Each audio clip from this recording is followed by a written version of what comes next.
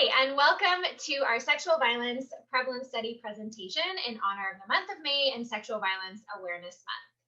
To begin, I just want to acknowledge that we are on Treaty 6 territory, a traditional meeting grounds, gathering place, and traveling route to the Cree, Saulteaux, Blackfoot, Métis, Dene, and Nakota Sioux. We acknowledge all the many First Nations, Métis, and Inuit whose footsteps have marked these lands for centuries. My name is Heather Sinfield, and I'm the Community Initiatives Director at Lloydminster Sexual Assault Services, and I'll just allow some space for my co-facilitator to introduce herself. Hi, my name is Shamil, and I am the Community Relations Coordinator at the Lloydminster Sexual Assault Services. Thanks, Shamil. So part of Sexual Violence Awareness Month is creating awareness in the month of May about the prevalence of sexual violence and services and programs that are available to support survivors and their families. AASAS, the Association of Alberta Sexual Assault Services, conducted a prevalence study last year and shared the findings with us in January of 2020. And so that's what we're going to be talking about today, is how that all unfolded. So here at Lloydminster Sexual Assault Services, we provide services to children as young as 3, youth, adults, families, individuals who have all experienced sexual violence. We provide services to all genders, all ethnicities, anybody who kind of requires those types of programs. We look at crisis intervention services, which would be our one-on-one individual sessions. We offer education, group programs, the sexual assault response team in partnership with the hospital, victim services, RCMP, and children's services. We have our Little Bear Child and Youth Advocacy Center, which is also another multidisciplinary team. Our North Ryken Enhanced Support Services, which offers a wide variety of healing modalities.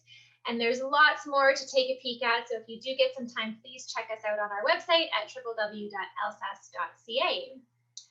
So for our presentation today, for our partners and community members, we are going to talk about what is sexual violence, why and how AASAS studied the issue and what was learned. And we're going to talk about why it matters and what we can do about it all now that we know this information.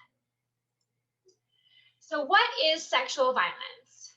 I'm going to encourage our viewers to take a few moments and answer the following questions in their heads, or maybe jot some notes down on a piece of paper. So what do you know about sexual violence? What do you want to know about it? And how can we learn about sexual violence? So maybe just pause the video here because we're going to keep chatting, and you can kind of just wrap your heads around these 3 questions.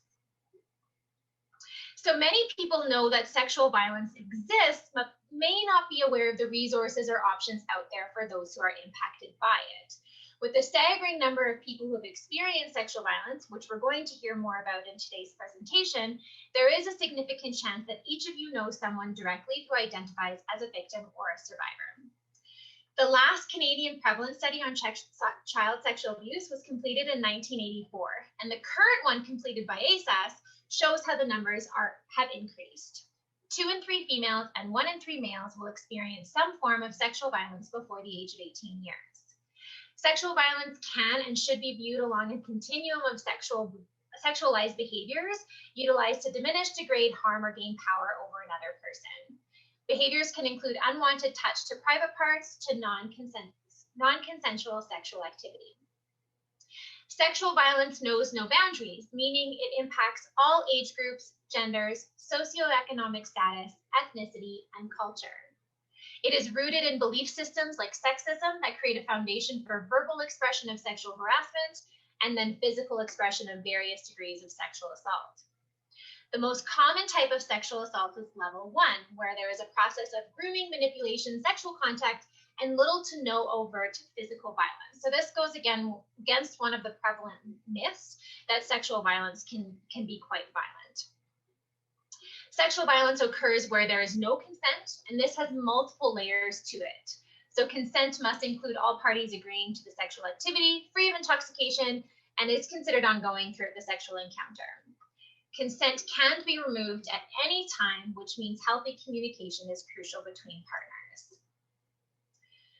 So talking, hearing, and learning about sexual violence, this can be challenging. And this presentation involves discussion and descriptions of sexual violence, and we encourage participants to practice self-care and wellness. Take breaks when you need, stretch, reach out for support if you feel triggered. So on this screen, there are 3 QR codes that will lead you to different support options. So we'll take a moment to just leave that up there. You'll notice a grounding GIF, mindful practice, so you can just, again, hold your camera right up, scan that one, and then a self-care package.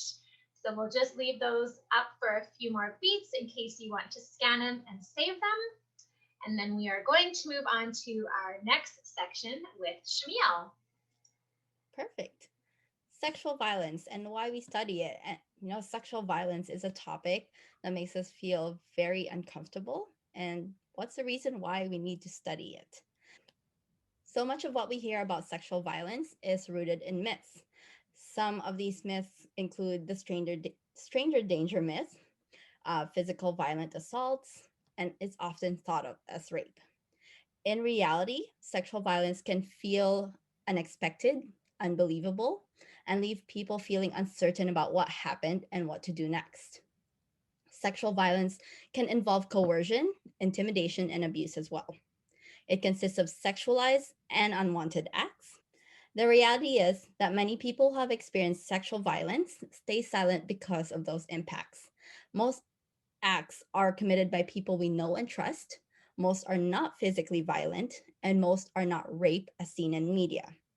By studying and sharing information about sexual violence and the reality behind this crime, we are promoting awareness for those who need it now or may need it in the future, and for those helping professions. We are debunking myths and challenging commonly held beliefs so that change in how we respond to disclosures and support survivors start to occur.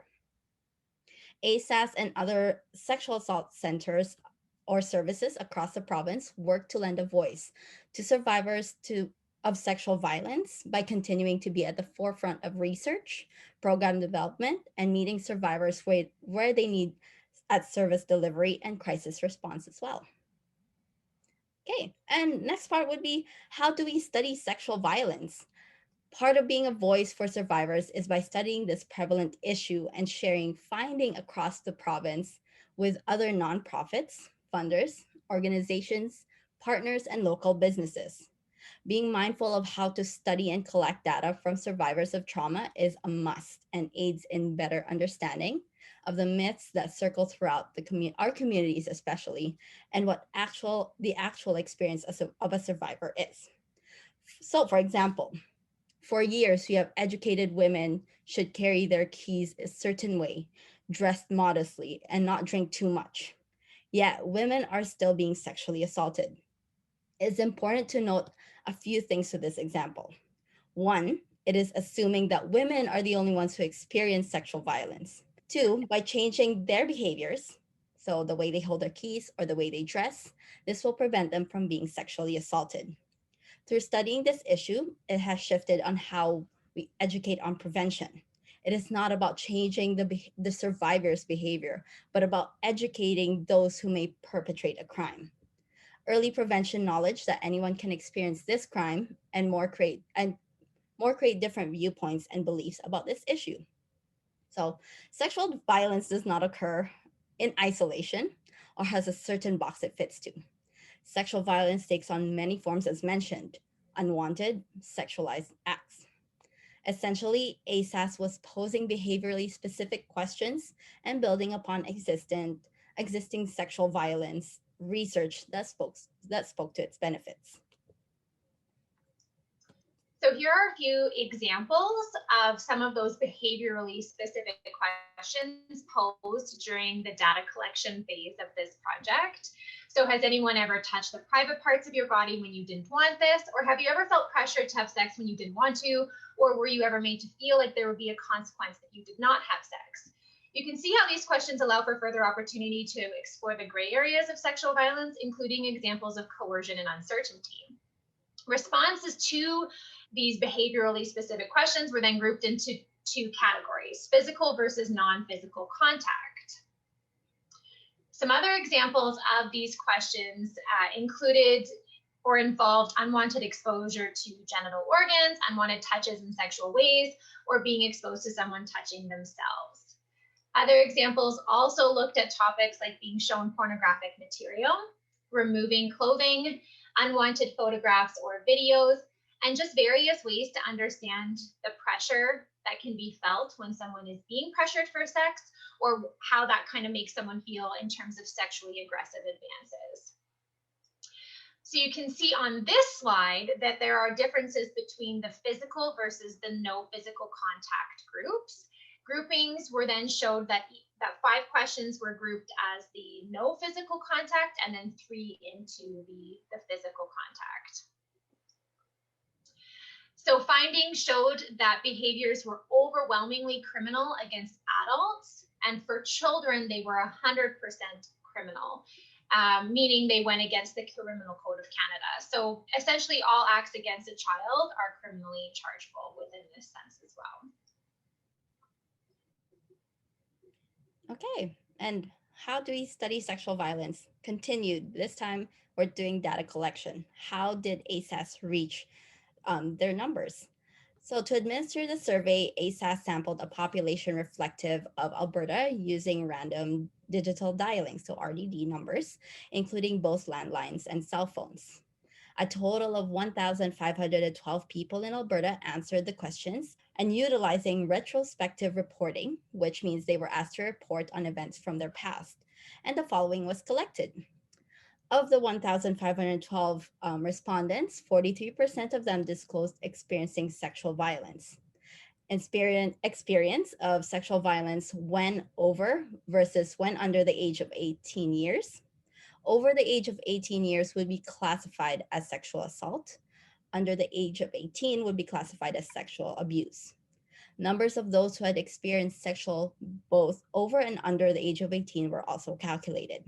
And most survivors identified as heterosexual, born in Canada, white, Christian, high school education or higher, without a disability, married with children, and had an annual income of $60,000. When we're discussing prevalence or prevalence study, it's also important to understand what the term prevalence means. So as a noun, it's looking at the number of instances of an event in a specified population over a specified period of time without any distinction between new and old instances. So in this case, the prevalence study focused on sexual violence against Albertans in their lifetime.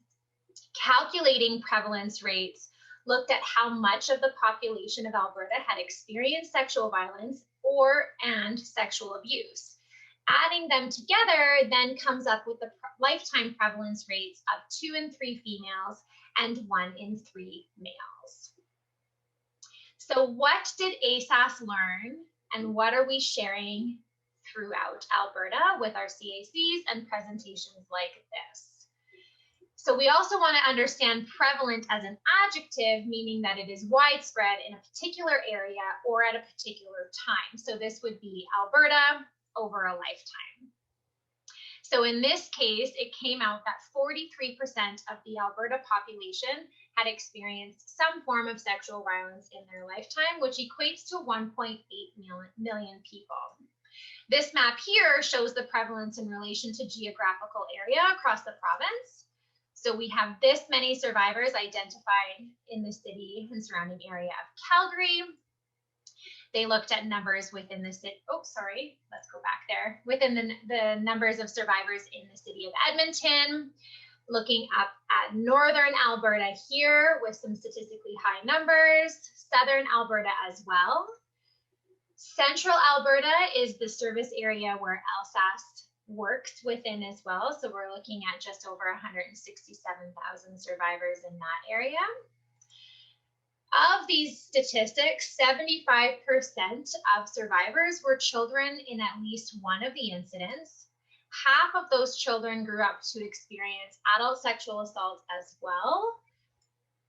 Currently, 45% of adults in Alberta have experienced sexual violence, which equates to 1.48 million individuals. working out to be approximately 60% of females and 31% of males. So we do recognize that these numbers are higher in adult women. However, the research is showing a growth in males who are choosing to disclose. There are some statistically significant barriers for males coming forward as well. For anyone really, but for males, there are some facts that come into play for why they may not disclose at a higher rate.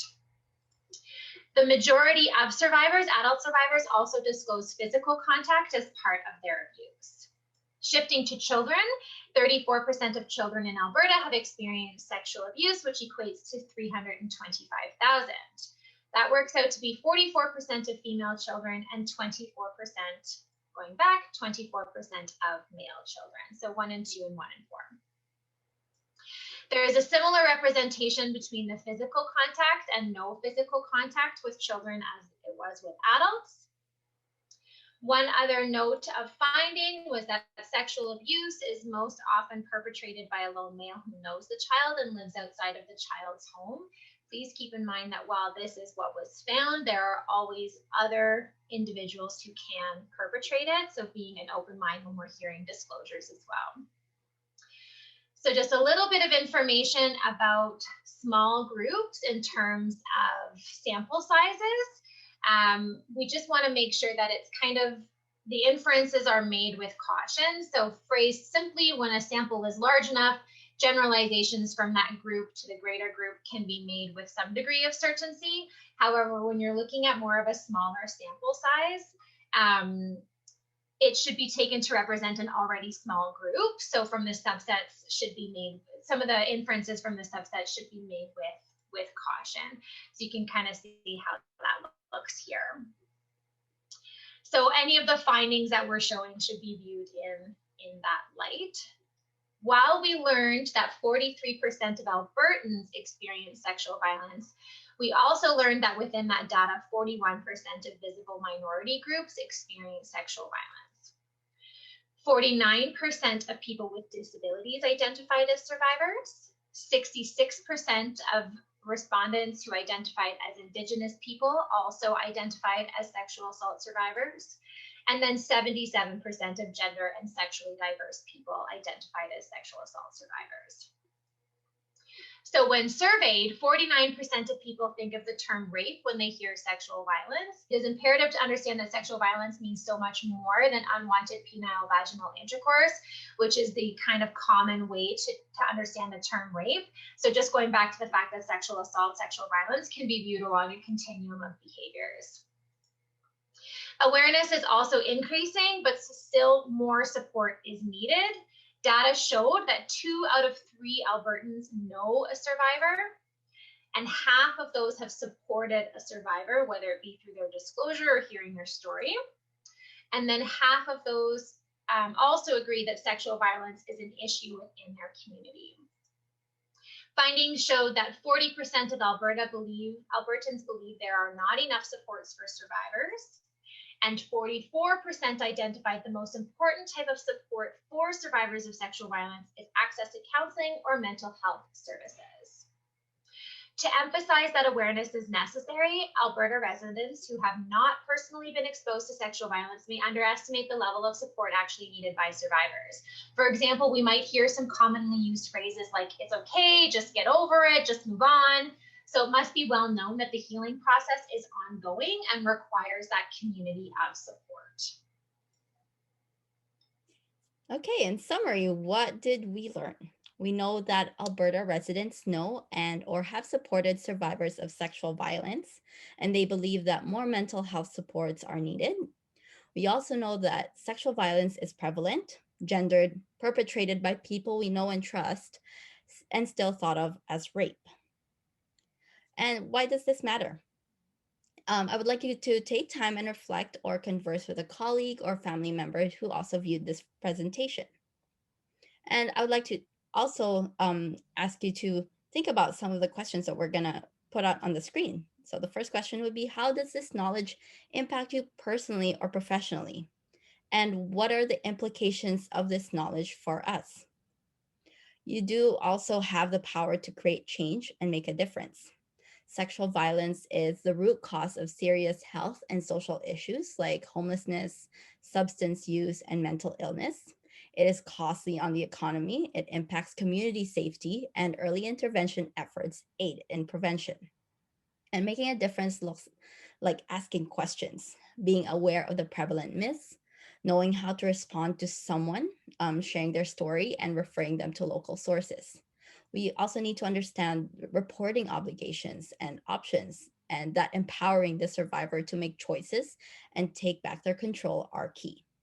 Alberta's One Line is an excellent resource to refer, as well as your local sexual assault center like AASAS. And as a community, as professionals and individual, we need to talk about sexual violence, understand the power of positive response, and have knowledge on where to go to seek help. An invitation to you is to think of what you will do next with what you have learned. We'd like to thank you so much for tuning into this presentation and reach out with any questions. I would also like to add that the Lloydminster Sexual Assault Services provides services to a 200-kilometer radius and in around Lloydminster in both Alberta and Saskatchewan. Check us out at www.alsas.ca for more information.